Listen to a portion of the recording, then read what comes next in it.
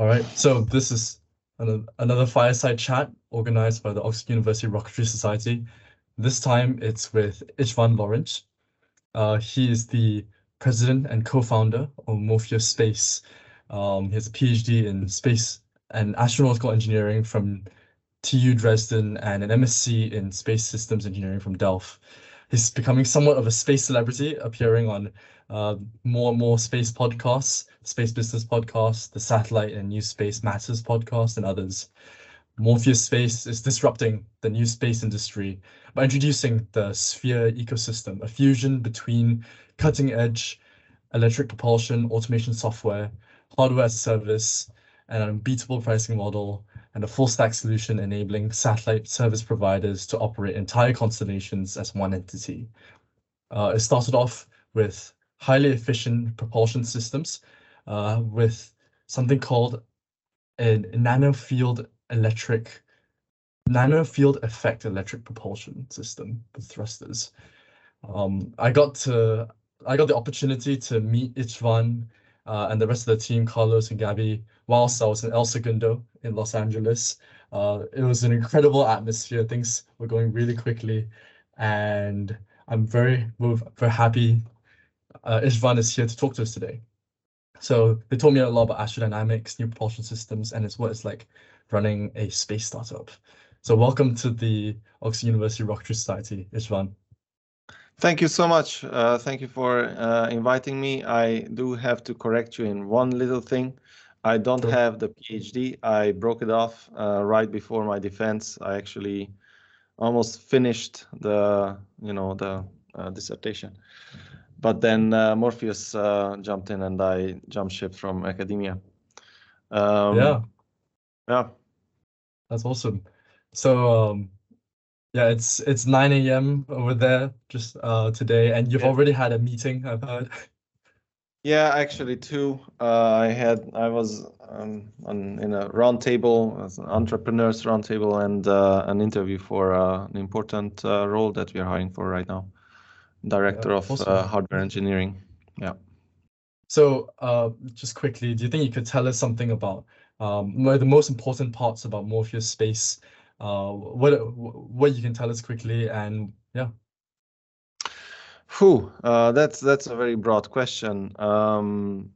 Right now, the most important piece of Morpheus Space is the factory that's located in Germany. It's not a factory; it's a production site. Right now, we are building up a mass manufacturing site, actual factory for electric propulsion systems. I can kind of show you how that looks like if you can see the camera. This is the the multi-feep. It is just the thruster and some control electronics inside in the tank. And the whole system would look like something like this. These are the nanofeeps, and this is how big it is. Obviously, it's just a mock-up. So yeah, that's the most important piece of Morpheus. Awesome. Yeah. So for some context for our members and viewers today, the FEEP works by using solid state matter, using liquid, and accelerating it with liquid metal, if not mistaken, right? With carbon nanotubes and electrostatics. I can give you a quick intro into the tech because it's quite fascinating. So usually how you get thrust is by utilizing chemical energy. So transforming chemical energy into heat and then using that heat to expand gas and accelerate it out of the system. With electric propulsion systems, it's very different. You use electromagnetic waves or electrostatic fields to ionize and accelerate some substance. For us, what's unique, as Zen said, it's that we use a metal as propellant, which sits in the middle of this little thing in a tank. In an inert state, so it's when it's on standby, it's or turned off, it's just a solid brick of metal, and when we turn it on, it gets liquefied and then transported through a capillary effect to the tip of capillaries in the middle of these holes that you can see, and then we apply a high voltage electric field to generate a Taylor cone, and because of the edge effect, if you know what that is, the electric field strength increases so much that the electrons tunnel out of individual atoms, generating ions and accelerating in the same field. How that atom freeze gets released from the lattice, it's unknown. So a lot of things are empirical. And because of that, we could beat NASA to the punch because they were focused on trying to understand what's happening and try to model it. It's the same old story with the Hall thruster. But we just did, measured, and extrapolated and created our own equations. Awesome. Yeah. I was listening to you on these one of the podcasts, I think the Satellite and New Space Masters podcast. You said that traditional propulsion systems, you have to procure the thruster, the propellant tank, piping, valve, sensors. But with Morpheus, you can just put 10 of these modules in and integrate it really easily, right? So yeah. So a person that's roughly in your age range would consider that ridiculous. Like, why would you have to go to 3-4 different companies to put together a propulsion system? And that's how the standard was about 1 or 2 decades ago. And since then, solutions slowly started appearing that were that included everything, like all those very different things, like control electronics and power electronics and the thruster head and the pipes and all those things. And then RTEC came about, and that provided the first propulsion system that was fully integrated with a high level of abstraction that you would expect as a user or an integrator into a satellite, that you would just have to send basic commands like give me thrust of, I don't know, 1 millinewton, and you should get it. You should not write your own software or have to buy it separately. In some cases, that was the case. Like, you had to find electric propulsion control algorithms that you had to then adapt to your system. It was ridiculous, and we're trying to change that now. Right. So you also mentioned that you use carbon nanotubes to extract the electrons, and that's how you get really high ionization efficiency.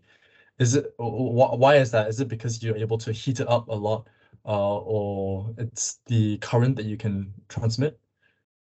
So when we operate the thruster and eject positive ions, it's just positive metal ions that shoot out of the system that generate the thrust. So if we would just have that one thing, negative charge would build up on the satellite. So Yep. Eventually, a big potential difference would be built up on board the spacecraft. So you have to emit the same amount of negative charges, and that's why you need a neutralizer.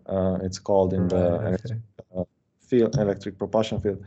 And for that, we utilize carbon nanotubes. So any other technology that has to emit negative charges, electrons or negative ions, they either have to use propellant or have to use heat or some sort of weird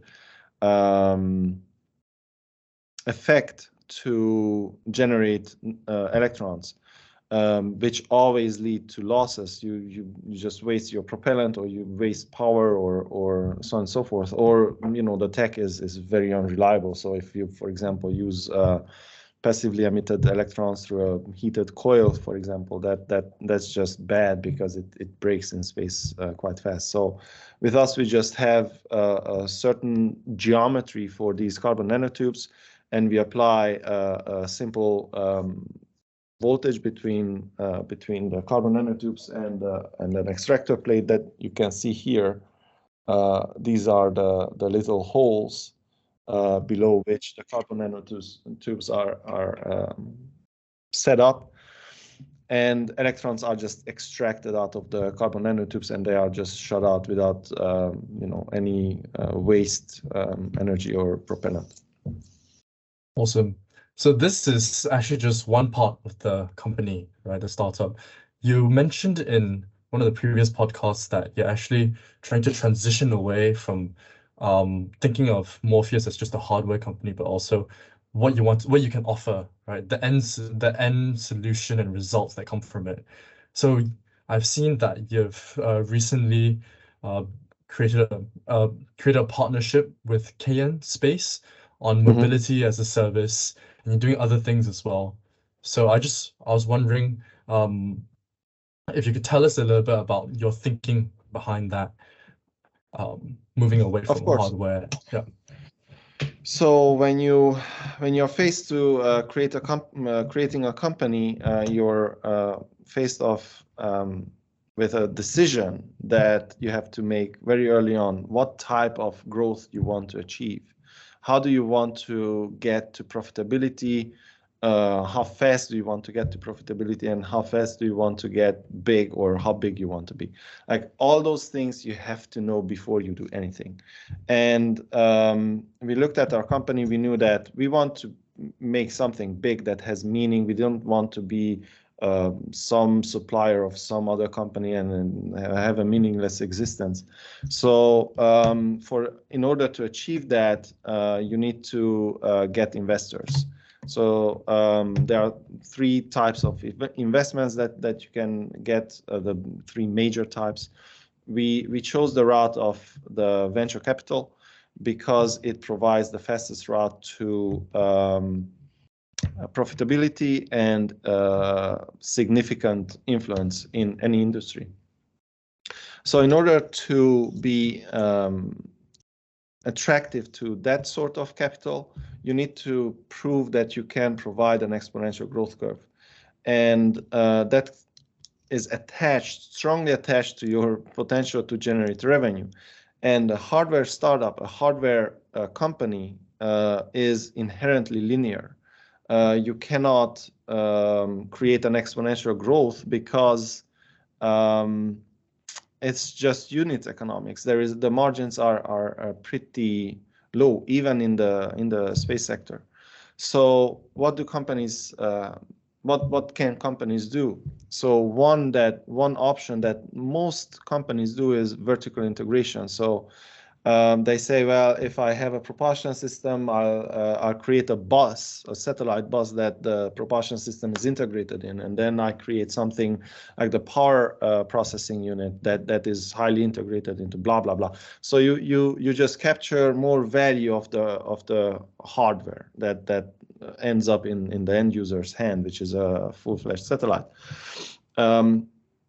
We tried that route. We played around it. We tested it with investors. It was not ideal because it's still a hardware. At the end of the day, it's still a hardware company. You just trick your growth by introducing new hardware products. So we put our heads together. We went out of the building, so to say. So we started talking to customers and other business people, and try to learn everything around our propulsion system. So we wanted to know what other problems our propulsion system is connected with or is generating for our customers. So how can we attach solutions that provide even more value to the customer, and hopefully through software. So we identified two very important questions when we were interacting with the customer.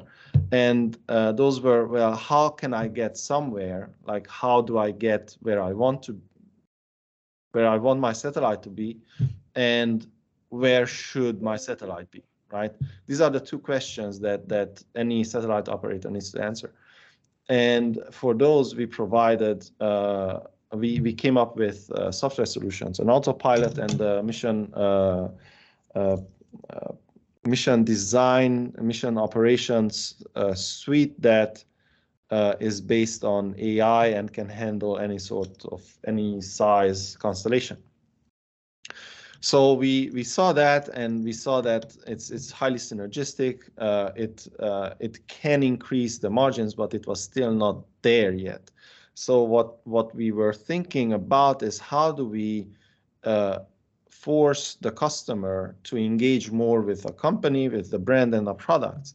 And the best way was to also play with the pricing. So we were nudged into the pricing discussion because our sales cycles were very long. So as you can imagine, a satellite doesn't get built in a week or even a month.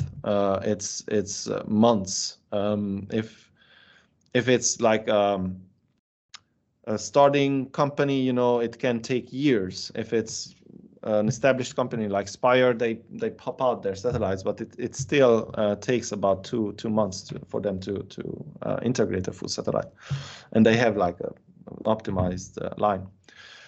So we thought, how do we get rid of negotiations, pricing negotiations, because they took a long time. And we said, well, how do we undercut the market? So let's just take out that discussion and be the cheapest, the most affordable one. And we looked around and we saw the hardware as a service model, which is basically stating that we ask for a very low upfront cost. So a propulsion system would cost you $1,000, and then we produce it, we ship it, and once it's integrated and shot into space, a 1-year mandatory subscription starts. And after that, the subscription can go on, or you can use just on demand, just like a cell phone plan back in the 2000s, early 2000s. And basically, we would sell in our interactions, we would sell Delta V or propellant, basically. So with that, we achieved a new type of product that we could sell, which is maneuvers and optimized behavior in orbit that is attached to the propellant. And through that, we could demonstrate that customers and customer behavior would lead to an exponentially growing margin, profit margin, and that leads inherently to an exponential growth of the company. So that's how we did it. That's awesome. Thank you. Thank you. I remember at some point you talked about governments incentivizing companies to grow in a scalable way, to conduct business, being able to handle 100 clients, right? So Correct. What is the best way to do this? Do you think it should come from more competition, or more programs, projects that governments run? What do you think? Yeah, this is a huge issue that we are facing, because we would like to fix this. So right now, the problem that you described is the problem of not having enough supply of certain subsystems for satellites. So the projections for the satellite industry are very ambitious and are based on the launch capacity, but nobody took a look actually at the production rate or capacity of satellite component builders. There is a big gap between the two. That means that there's not going to be enough satellites to launch. That means that the launcher companies won't make enough money and they will fall away, and then the whole capacity will drop, and then the whole market can collapse. And we don't want that. So we need to be proactive. Now, the problem is, what you said is, well, you had an intuition like competition could solve this issue, right? And companies seeing this demand. However, because of the sluggishness and how the industry where the industry is now growing out of, and the long sales cycles, it would take too long for a reaction to have a meaningful impact in the industry. So everyone in the industry who plays a role in the supply chain, in the upstream supply chain, and sees this problem should act immediately and should go out of their way to try to find this issue, because the total addressable market for everyone will just plummet in 5 years if this problem is not solved. So what we think the best way is to just drum up interest and panic in the government. That means that you have to do your study, you have to go out and talk to the companies that produce other subsystems and try to gather tangible evidence that politicians can consume. For example, Congress people can consume and create a funding program or certain other incentives within their own states that would foster the thinking of scalability. Most entrepreneurs in this industry, the majority of them are thinking too small. They are thinking like, if my thingy or widget, whatever I produce, if I produce about 20 of them per year, that's a huge number, right? Because the industry is coming out of like, let's build a satellite every decade or something like that. You know, those big giant geosatellites that cost billions. They take a long time to build, and they have components that are all unique. And those are the people that are now creating companies, and that's not good. So companies that do see this and have means, we have to push the other companies or pull the other companies, however you want it, or just lead by example how you can lean into a mass production model. And we are also trying to help provide those tips, advice, and also certain technical solutions that would make a company able to handle 100 clients or able to track 1,000 products that are being produced. It's a difficult job, and most people in this industry have no idea how for example, the automotive industry is working.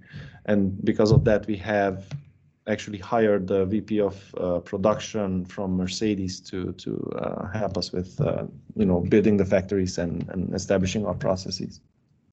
It seems like a pattern that space companies hire production VPs from automotive industry. I know that SpaceX hired out one of the execs from the BMW mini plant in Oxford to run the factory, and now you're done from Mercedes. This actually comes into my next question about how you future-proof the Dresden factory. I was wondering, what is the new innovation that you're trying to build in manufacturing? And yeah. We are not innovating in anything there. Like, you don't have to. You just have to look at adjacent industries that have the medium, throughput. So we are talking about thousands or tens of thousands of units, not millions of units, or tens of millions of units, like in the electrical component industry. So we are not trying to innovate anything. We are trying to establish the processes that have been proven to work for the automotive industry for decades. And we just want the same thing. It's like, why would you want to change up anything? It's not necessary.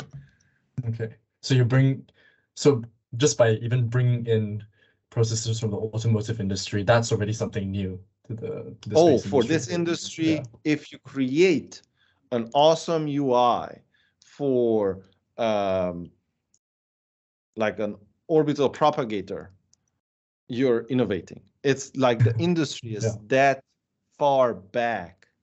The satellites, the really expensive satellites that cost north of 100 million, they have technology in the satellite that is about 2 decades old. Right. So it's very easy to innovate. You just have to come into the industry, get some relevance, and then have the boss to change and tell everyone that you're doing everything wrong, and that's what you have to do. Yeah, it's quite crazy, right? Like the Mars rover, the Perseverance one, has a CPU from the 1980s. It's ridiculous. The Ingenuity helicopter has one that's newer. Yeah.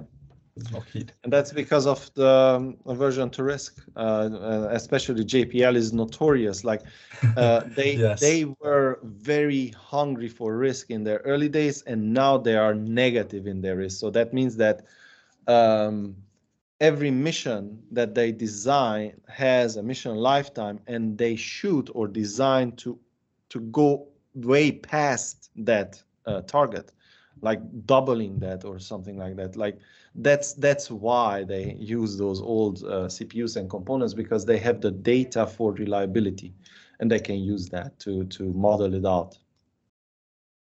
Yeah, I remember watching the JPL documentaries where there was a time when they were doing things faster, cheaper, and better, right? And it seems like there's some sort of overcorrection at the moment. But I have faith in JPL. I feel like they have the talent there. They can do something about it. You were actually mentored by someone from JPL, right? And you went through Textiles LA that way. Yes. So we got connected with Andrew Shapiro, who at the time was the head of the technology formulation office at NASA JPL. That means that he was involved in all of the space missions that JPL did in the past 2 to 3 decades. It's quite remarkable. We have a plaque here that has all the pins from the missions that he was involved in, and it's like everything. Quite impressive. He is now he joined us, so he left JPL and joined as CTO for Proteus Space, that is covering the government sector for us exclusively. Yes, it's that's just for some context for the listeners and viewers. It's because at the moment, you are a foreign national and the company is owned by foreign nationals, right? Right. And Proteus is set up so that like it can license technology from Morpheus, to be able to do business with other aerospace clients in the US. Correct. So in the US, the moment you mention any sort of space tech, it becomes secret, so to say. So that's the lowest classified qualification or level. And once you mention certain type of technologies, certain type of applications, it becomes top secret very fast, or compartmentalized, which we would have never access to. So we had to find a way to have our technology seep into those meetings and reach those people and have them make decisions around it. And that's the only way that that was optimal for us at the time. So for many of us here, we are not US citizens, and it is our dream to work in aerospace. And it seems like you have achieved it. You managed to build something, a technology and a company, and then move into the US sector. I'd love for you to tell us how you did it, and is there something that you wish you knew about it? Maybe even what is it like running a startup? When did you realize you could do it?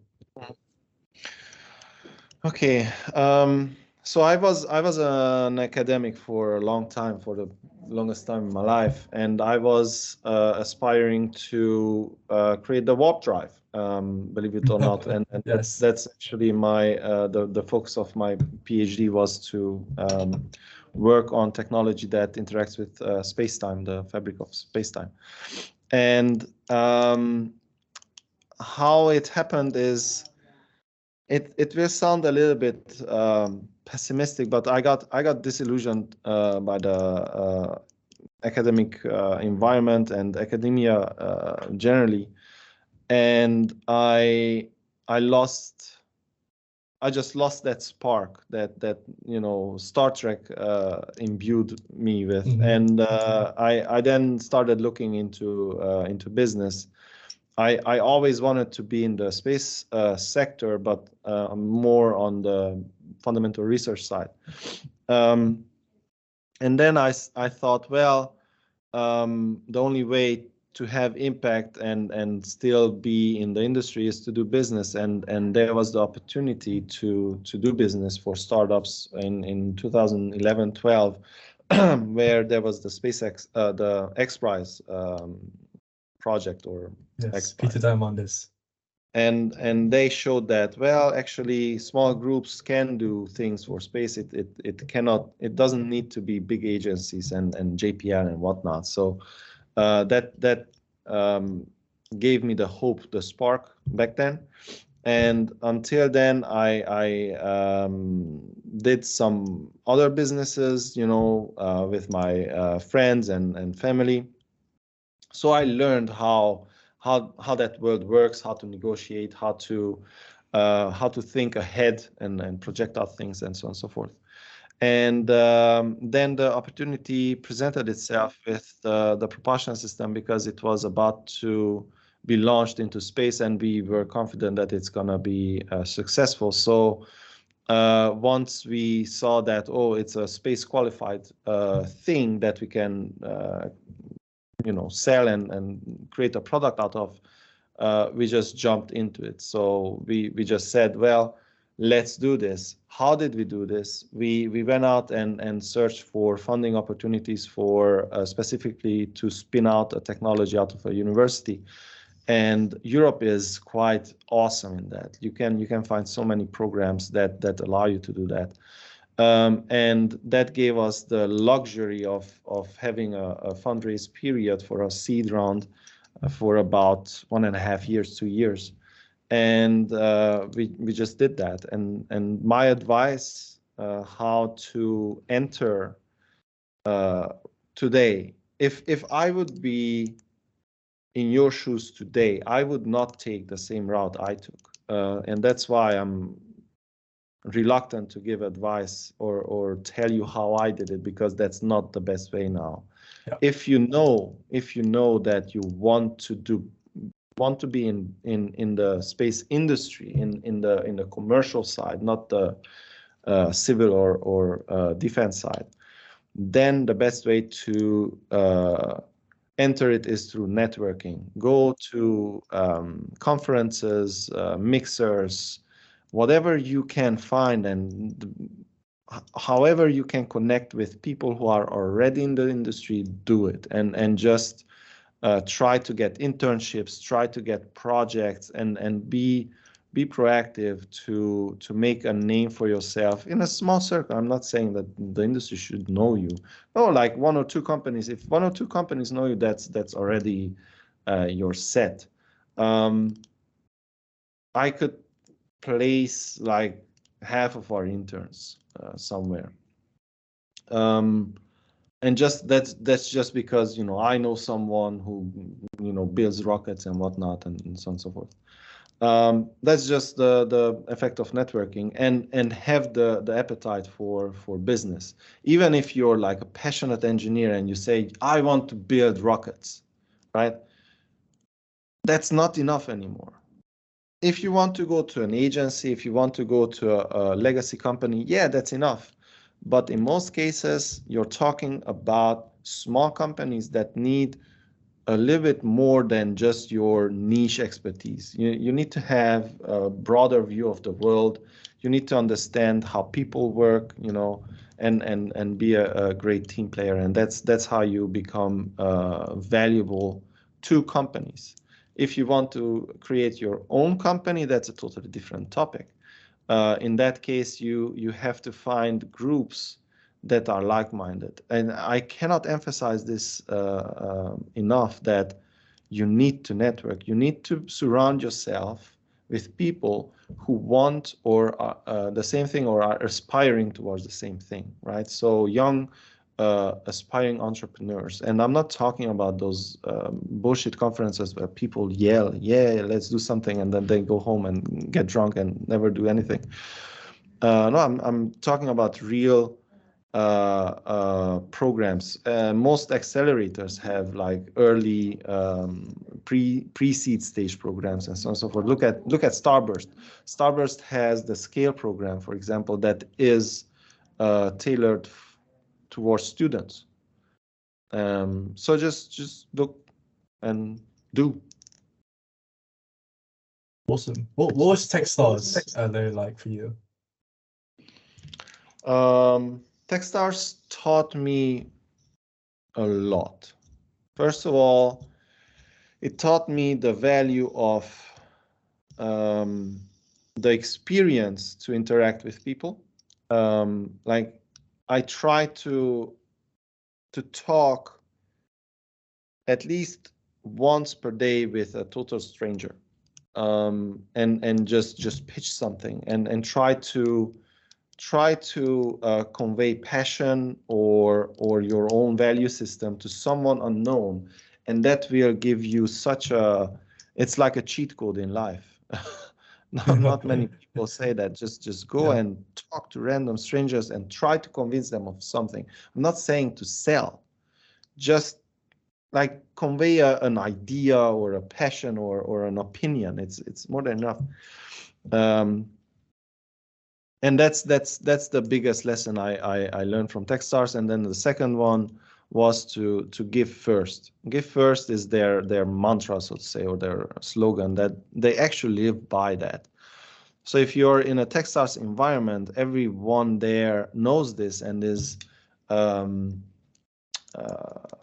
trained, or not trained, but like life trains you once you're attentive to this simple philosophy.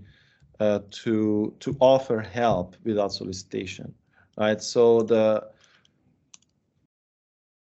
first response when you interact with a Techstars founder or mentor is, how can I help you?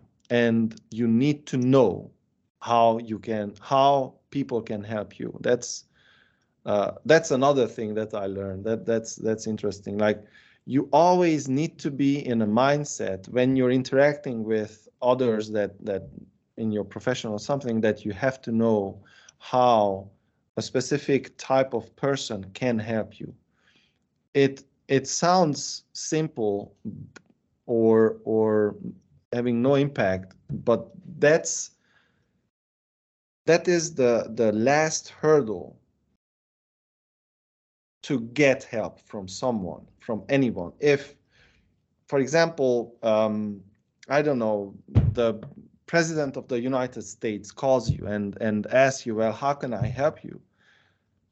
What do you do? Well, you say, well, I want to be successful. No one will help you. Or you say, well, can you help my company grow bigger? Whatever. These things that you want to achieve in life are not ask for help. Ask for help need to be specific. Always, like, I want to be connected to the chief information officer at the Pentagon because I need this and that information. And then you get the help, right? So knowing what you need at any given moment is very, very, very valuable. So I think that really helps us understand how to strategize, right? By having a plan that you want to execute. So right. On that note, just one last question before we open it up to everyone else. To get there, to understand what you need to become technically capable of building and inventing something new. How do you get there?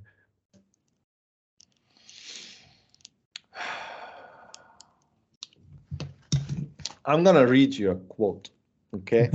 Okay, that works. And take that quote to heart, because it is my favorite quote that I cherish. So it was written by Einstein in as a side note in the Physikalische Zeitschrift 17 in 1916. So it goes, how does it happen that a properly endowed natural scientist comes to concern himself with epistemology? Is there no more valuable work in his specialty? I hear many of my colleagues saying, and I sense it from many more, that they feel this way. I cannot share this sentiment. When I think about the latest students who I have encountered in my teaching, that is, those who distinguish themselves by their independence of judgment and not merely their quick-wittedness, I can affirm that they had a vigorous interest in epistemology. They happily began discussions about the goals and methods of science, and they showed unequivocally through their tenacity in defending their views that the subjects seem important to them. Indeed, one should not be surprised at this.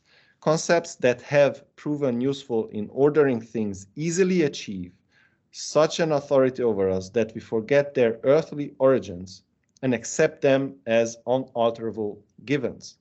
Thus they come to be stamped as necessities of thought, a priori givens, etc. The path of scientific advance is often made impassable for a long time through such errors. So he goes all the way to call these errors.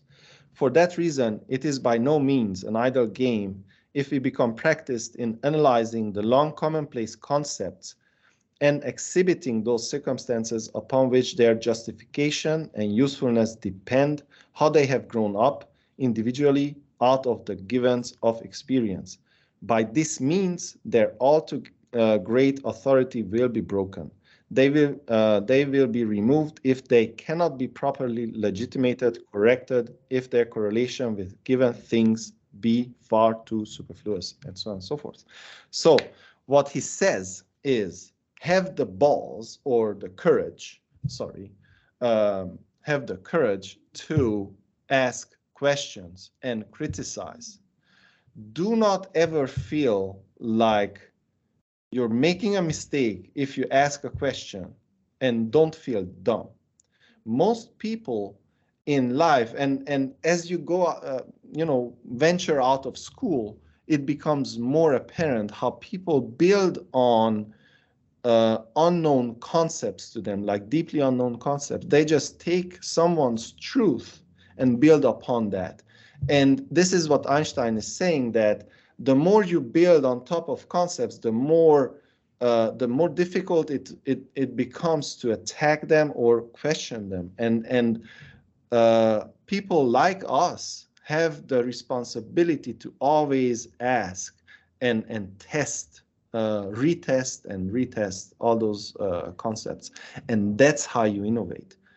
You innovate by asking questions, always.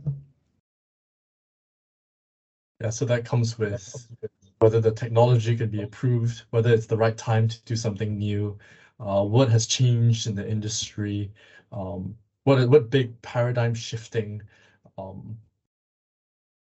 changes happened, right? I suppose those kinds of questions that you'd be asking yourself, that puts you at the forefront. Correct. I mean, our biggest, like most innovative product that we have came out of a question that I had. Like, I saw small satellite constellations being built up, and I asked one of the operators if they can manipulate the revisit on demand of the constellation, and the answer was, what? Do what? You know, they didn't even think about it, because in their minds, the concept of a space mission is static, right? So I took that concept and I demolished it with just one question, and hence an innovative branch of product emerged. Awesome. So we're gonna open up now to questions from the audience. Just type them in the chat or just unmute yourself and ask them. Okay, so I want to ask, so what exactly is your role as president? Are you mostly doing technical work or management work? Are you balancing both? Or are you looking for clients funding? Yeah, so the best way to describe it's just a title. I'm still a founder, so at the end of the day, what I focus on is things that are of high importance, and there is no owner for that one thing. So I always have to look out for bottlenecks and just things that are not getting done, and find a solution how to get them done. My role has transitioned in the past 1 year from being an active contributor to the work that the company is providing towards executive leadership, which means that the majority of what I do is decision making and communication, which is very weird because I was used to doing actual output work. I'm a decent software engineer. I'm a decent, hardware designer in CAD and so on and so forth.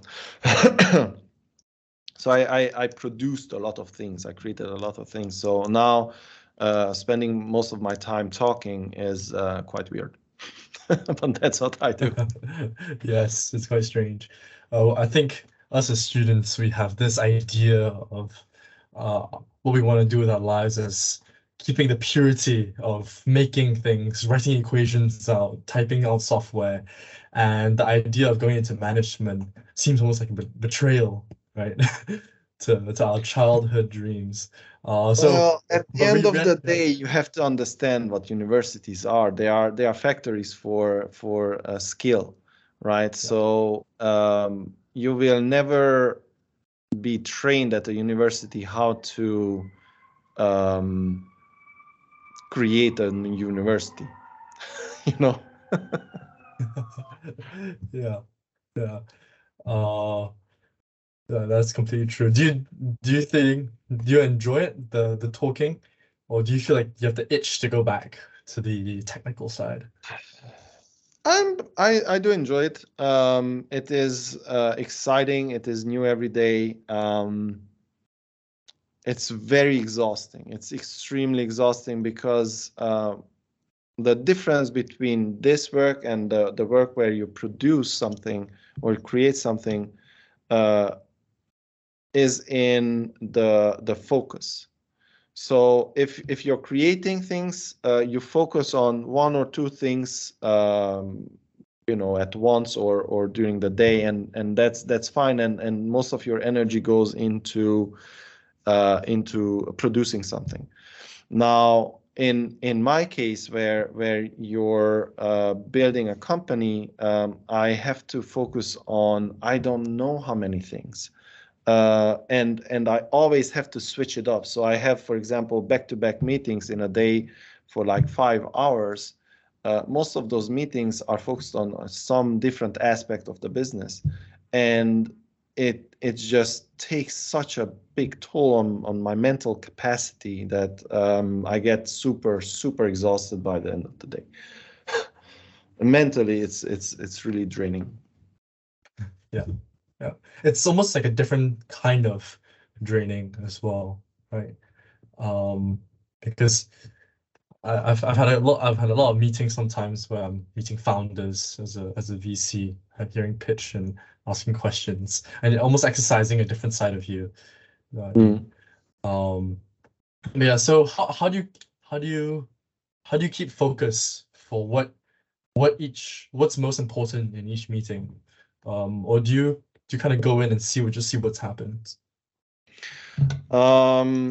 Sometimes when the meeting is prepared with some bullet points, topic points, that's very good, then it's clear what you focus on. You just have to have some discipline to stick to those points. Otherwise, and this is most of the cases, I just jump into the meeting and there is always some intent towards, creeping towards some goal, and I keep that goal in mind. And while I do that, the conversation happens. I cannot explain that. That's like the art of conversing and doing business. Yeah. Says you mentioned that the space industry is remarkably stagnant compared to other industries due to uneconomical business practices.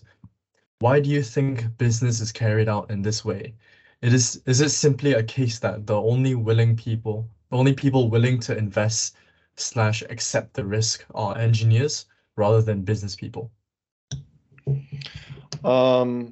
Okay, so when you want to answer a question like this, you always have to look at not the components of the system, but the purpose or the incentive for the components to function. And in this industry, the incentive is it's twofold. One is to have purpose in life, because it's mostly science geeks and nerds like us who would actually like to do awesome things and brag about it. And the other thing is making a lot of money, and that lot of money is coming from the government. And so it's taxpayer money. So that means that there is a lot of it dedicated for this small closed group of companies. And if you have that system for long enough, it self-optimizes to suck the most amount of money out of the government with the least amount of work, right? And this is very very bad, especially in the US, where lobbying is legal. So it is for example, if you take Lockheed or Boeing, they don't have any incentive to deliver a capsule, a human capsule that can land on Mars fast. They have absolutely no interest, or deliver the SLS on time, on budget. No, actually, the standard is that you have to go over budget about by 2x, 3x at least. And if you're spot on, if you predict your budget correctly, you get penalized, actually. So your next proposal will not get selected due to various reasons. And this whole system led to this sluggish industry. And that's why we are seeing a new a rebirth of the industry, because capitalism and just open competition became a thing. But it's an illusion still. So open competition we have in the industry amongst ourselves because we illusion ourselves that we make money off of each other. But that's not the case, because it's still to this date the majority of the money that is being made even in the new space industry somehow is connected to the government, to taxpayer money. What's the way out of this, do you think? Competition. Because competition. Yeah, startups like grind through this very turbulent time and create an industry that is self-sufficient. And that's what I said, that right now the industry is not self-sufficient. There is not enough end customers for satellite data and commercial customers to support the industry. So a lot of the money that flows into the industry through, buying images, buying bandwidth, and so on and so forth, still comes predominantly from the defense sector, right? What we hope to see is that, for example, Starlink is gonna be again SpaceX, but maybe Starlink will show that, I don't need the government at all. But that might not be the case, because since the Ukraine conflict, every government is now like begging for Starlink. So I don't know. Yeah, it was actually incredible. The first time I saw Starlink was summer, I think, of 2021. I was standing in Trinity College in Oxford. It was this 500-year-old institution. Looking up, it was 12 a.m. and I could see a band of white dots going across in the sky.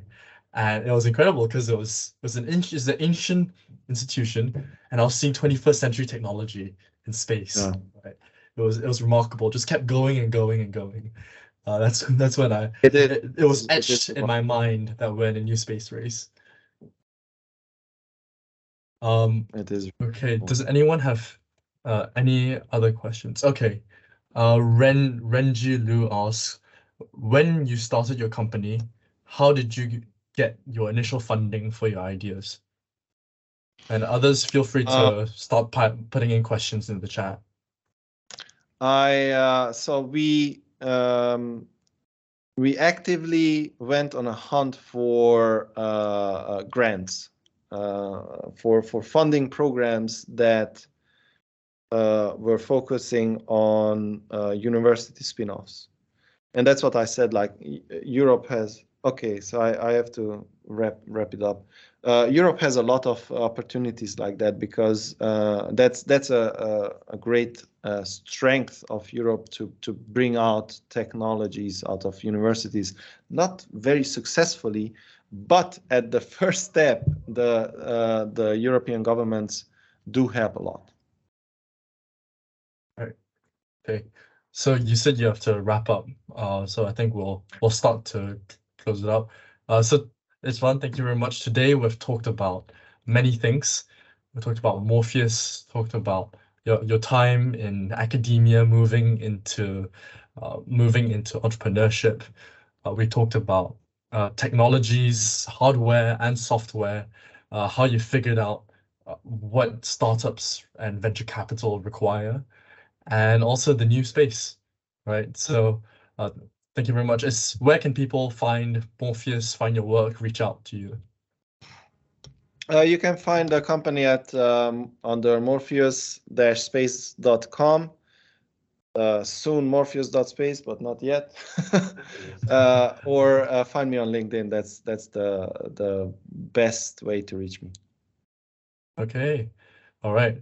So thank you very much. The Oxford University Rocketry Society will be running more talks later on from Anduril and Astroforge, and we look forward to the next thing. Thank you very much, István. Good luck with everything. Thank you for having me. Have a nice day. And good luck with everything.